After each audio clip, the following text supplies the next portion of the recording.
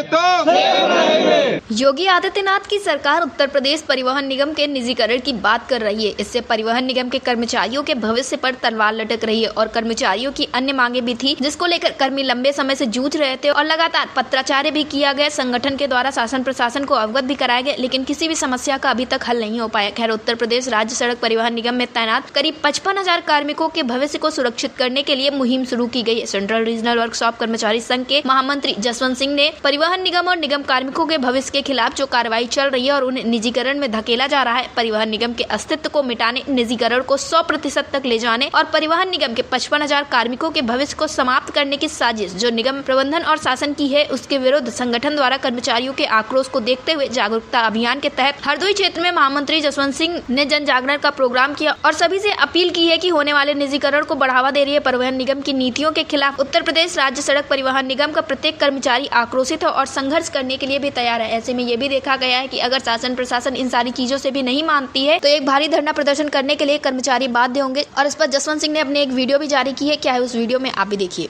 आज वो कहेंगे, अभी घोषणाएं होने लगेगी, आर्डर आने लगेंगे कि आउटसोर्सिंग के किसी भी आदमी को नहीं निकाला जाएगा, लेकिन क्या ये संभव है? क्या आज जो परिवहन निगम में आजादी से और आप अपनत्व से काम करते हो, कल कर पाओगे क्या?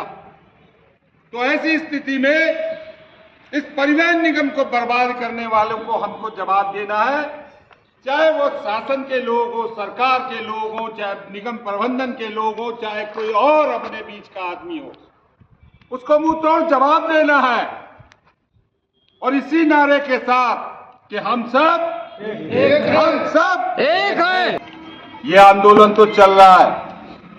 मैं आज हमारे हरदोई डिपो में ही है क्षेत्रीय अध्यक्ष रंजीत जी, शाखा अध्यक्ष मंत्री पांडे जी, वो हमारे अध्यक्ष जी।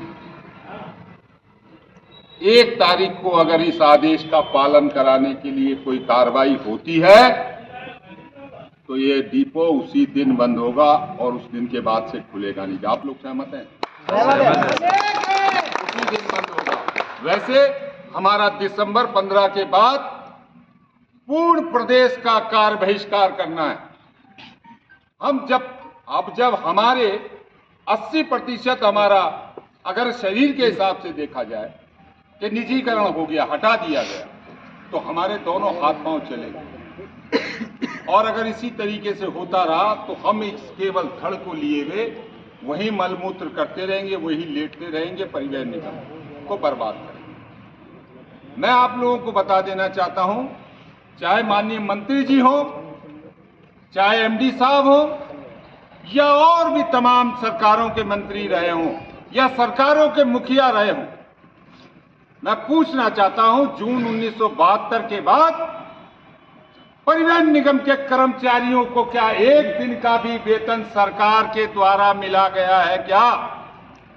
जब हम अपना कमाते हैं, 72 में जब परिवहन निगम बना था, 6 करोड़ की संपत्ति थी हमारे और 2.5 करोड़ का कर्जा था।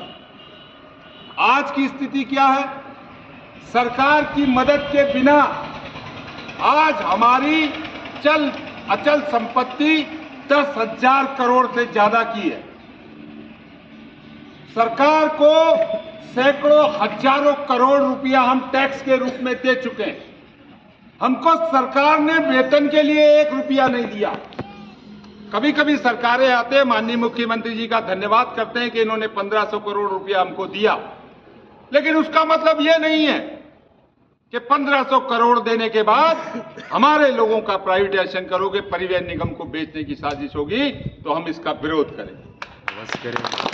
हमने बहुत कर्जे उतारे हैं माननीय मंत्री जी, हमने बहुत से कर्ज उतारे हैं।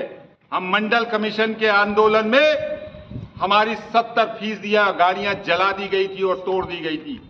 सरकार से 1 रुपए की मदद नहीं मिली थी, परिवहन निगम फिर भी उभरा था।